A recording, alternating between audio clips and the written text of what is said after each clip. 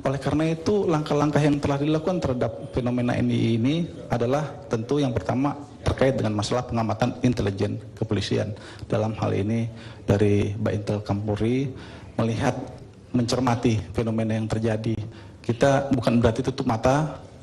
Mungkin orang mengatakan kepolisian tidak bertindak, sebenarnya tidak juga. Jadi fenomena yang berkembang ini dari waktu ke waktu selalu dalam cermatan intelijen kepolisian.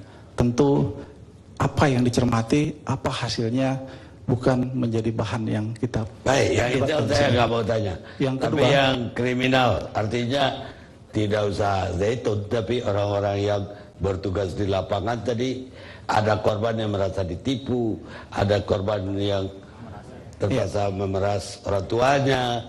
Ini kan bisa kena pasal penipuan atau bahkan kalau kita lihat secara keseluruhan pasal makar juga bisa. Betul. Jadi dapat kami sampaikan bahwa tahun 2008 Polri melalui Polda Jawa Barat dan Barreskrim Polri telah melakukan penyidikan terhadap dugaan percobaan makar, ada terkait dengan masalah penipuan. 17 orang yang diduga pada waktu itu adalah aktivis daripada NII, dan mereka telah mendapatkan vonis dari pengadilan, rata-rata pada umumnya divonis 2,5 tahun penjara. Kemudian perkembangan dari 28 kemari sampai dengan hari ini, kita melihat ada beberapa laporan-laporan yang disampaikan memang, tetapi sementara kita dapat menyimpulkan terkait dengan masalah kriminal, ya, seperti misalkan adanya penipuan, adanya merampas kemerdekaan orang, dalam hal ini patut diduga adanya tindak pidana penculikan. Dalam konteks seperti itu, laporan-laporan yang sedang berjalan di Polri saat ini sudah dalam pendalaman penyelidikan. Ada juga laporan tadi bahwa itu stornya ke atas, artinya ada yang menyuruh. Pasal 5556 berlaku. Bapak-bapak yang hadir di sini adalah kebanyakan lawyers yang berpengalaman. Memang Jakarta lawyers. Betul. Jadi mungkin bapak-bapak semua dapat memahami bagaimana kita mengkonstruksi suatu perkara. Apakah ini berkaitan dengan orang-orang yang di atas atau tidak? Semua tentu kita tetap berpedoman kepada fakta-fakta hukum. Kalau fakta-fakta hukumnya itu memang mengarah kepada orang-orang tertentu, kelompok tertentu, pasti akan ke sana suatu saat. Tetapi ketika itu belum ada, tentu kita tidak ingin membangun proses hukum berdasarkan persepsi atau opini. Ya. Baik, saya setuju. Sekarang dari Kejaksaan Agung, Pak Nur Rahmat.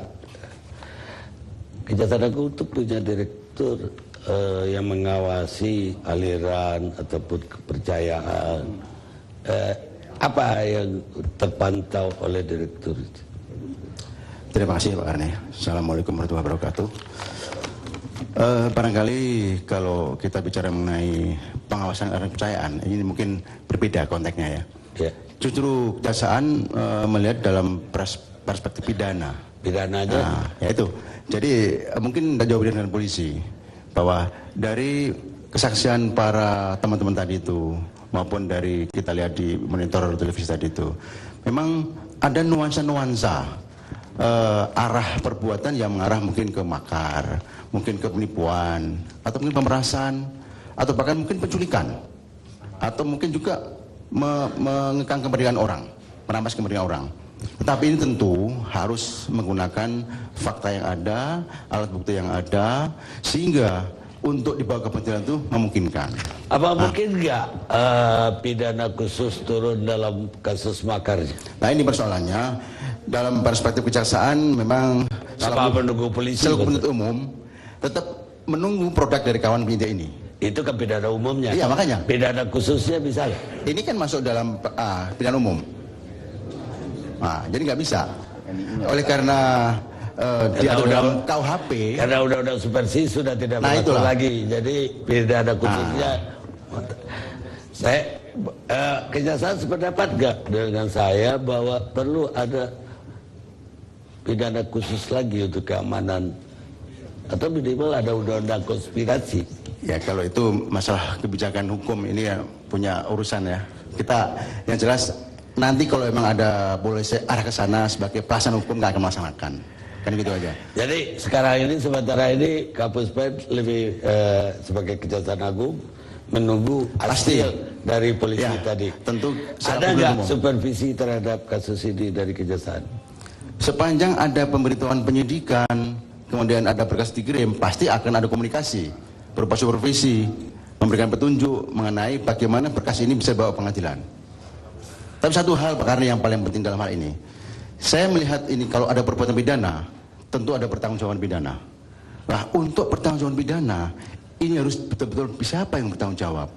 Kalau lihat tadi diurut ke atas ke bawah, tentu itu harus jelas.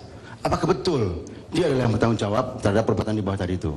Ini yang harus perlu dicermati nanti dalam rangka kalau memang ada berkas perkara yang mengarah ke pidana umum. Barangkali gitu kan. Baik, saya buka untuk Jakarta Lawyers. Ada mau bicara?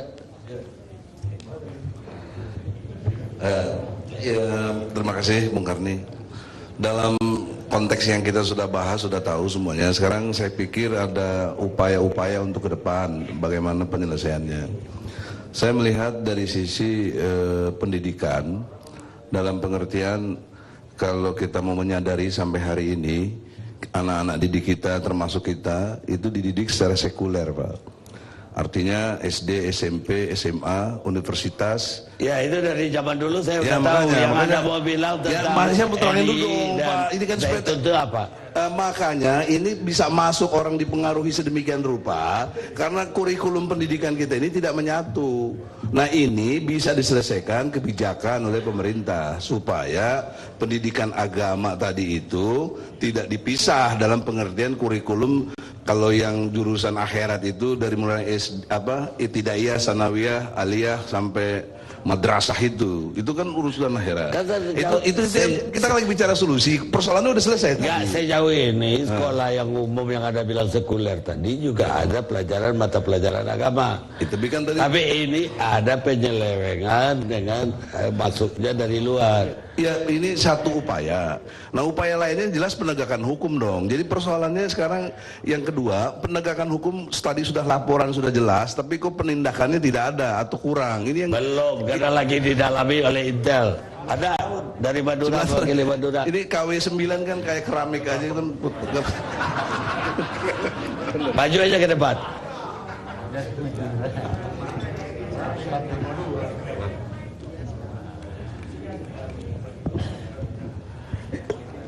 Assalamualaikum warahmatullahi wabarakatuh. Pak Karni, ini sebenarnya sebuah pembiaran yang sengaja memang terus terang aja saya melihat Presiden tidak tegas.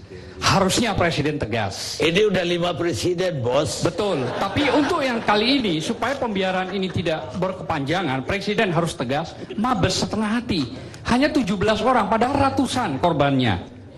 Dan MUI, apalagi tadi dari ratusan itu melapor tidak. Kalau nggak melapor dari mana penipuan? Tadi Pak Umar Abdul sudah mengatakan banyak sekali. Iya, tapi tidak melapor ke polisi. Sudah. Tadi kita bilang sudah ada laporan. Tapi betul. Tidak 100 orang melapor kan?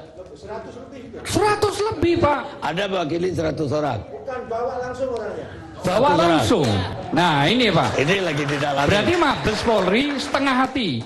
Artinya belum tuntas melakukan ini. Kalau cuma 17 orang tadi yang diponis 2 tahun. Itu di Jawa Barat. Betul. Dulu. Terus yang ketiga, Pak. 100 lagi diselidiki. Betul. Mudah-mudahan berlanjut, Pak. Terus yang ketiga MUI. MUI tidak tegas, Pak. Kenapa? Kalau buat cuma laporan seperti tadi yang dibacakan oleh Pak Midan, apa kata dunia, Pak? Harusnya ada fatwa biar tegas. Anda sebagai Jakarta Lawyer atau mewakili ulama Bali, ulama Madura? Jakarta Lawyer dan Madura. Pak, Benjamin, kasih Pak Benjamin dulu. Pak, jawabannya nanti aja, Pak. Kita berbicara mengenai negara Islam Indonesia. Negara dalam negara. Ini bukan suatu percobaan lagi. Ini sudah suatu makar. Pasal 107 sudah kena itu makar. Kita tidak boleh diskriminatif lah. Kalau kemarin terhadap tokoh-tokoh Barnas yang banyak kritiknya, Kemal Idris, Subroto dan sebagainya, diintegrasi karena katanya percobaan makar. Bandingkan dengan sini, saya berpendapat bahwasanya apa yang terjadi sekarang merupakan fenomena kelanjutan daripada dulu. Pada saat Kartosuwiryo memproklamirkan NII 7 Agustus 1949, Dia mengeluarkan suatu maklumat nomor 6. Mungkin Pak Endro bisa membenarkan. Di mana maklumat nomor 6 itu telah membagi wilayah Indonesia dalam yang sekarang dalam KW-KW. Jakarta itu KW 9. Jadi kami berpendapat bahwasanya KW 9 itu merupakan ciptaan kasus dulu penerusan. Jadi usul Pak Benjamin apa? Harus tegas.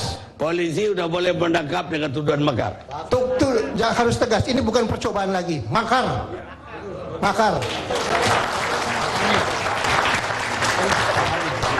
Ya.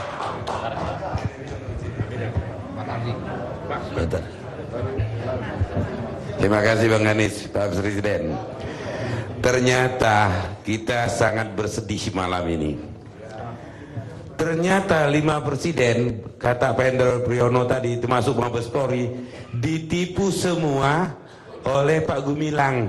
Itu menterinya mengakui tadi bahwa kalau berkunjung, kabinet berkunjung, kami nyanyikan Indonesia Raya.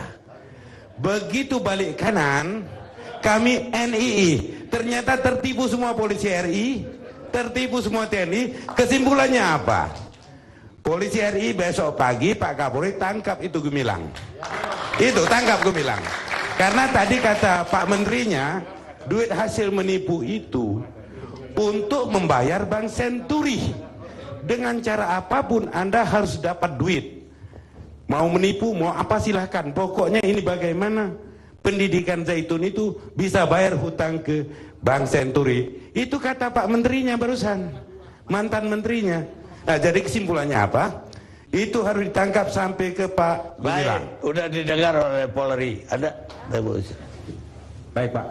Jadi kami menghimbau juga kepada semua generasi bangsa ini supaya kita tahu hak dan kewajiban kita untuk wajib membela negara. Membela dalam arti mempertahankan kedaulatan NKRI. Jadi dengan adanya masalah-masalah yang seperti tadi NI nggak bisa disepelekan seolah-olah ini nggak tersangkut masalah yang masalah idealisme yang masuk di Makar 107. Jadi nanti. Jadi kesimpulan Anda ini makar. Makar. Oke. Ya. Ada. Ya. Sebentar. Tolong pindahin. Tolong ada yang ngatur mic. Iya, terima kasih. Saya Ali Imron dari Jakarta Royal Club. Ali Imron, sama-sama. Saya hanya ingin menyampaikan hati saya. Saat ini saya sangat merinding. Merinding sekali karena sebagai bangsa Indonesia, kita seharusnya cinta terhadap ideologi kita. Kita banyak dengarkan di forum-forum bahwa ketuhanan yang Maha Esa. Saya kagak bikin khotbah, Anda mau ngomong apa bukan soal ini? Kenapa? Anda mau ngomong apa soal Al-Zaitun dan NII? Begini, saya sepakat dengan abang saya tadi yang mengatakan bahwa pendidikan agama di Indonesia itu hanya sebatas di sekolah-sekolahan formal, itu hanya sebatas ilmu pengetahuan agama. Jadi hanya tahu. Tidak ke ideologi. Tidak masuk kepada fa imma ya'tiyannakum minni huda faman tabi'a hudaya fala khaufun 'alaihim wa lahum yahzanun. Jadi harusnya kita semua tidak usah takut terhadap Islam karena Islam itu rahmatan lil alamin. Islam itu membawa orang untuk tidak takut, khauf dan tidak ada sedih hati dengan Islam. Makanya saya berpendapat NII di Zaitun itu tidak sesuai dengan Islam karena sudah meresahkan masyarakat. Baik, terima kasih. Pak Kaligis.